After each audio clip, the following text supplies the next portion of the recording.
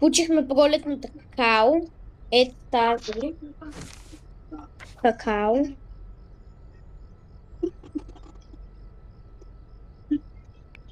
Ето тази какао сме получили.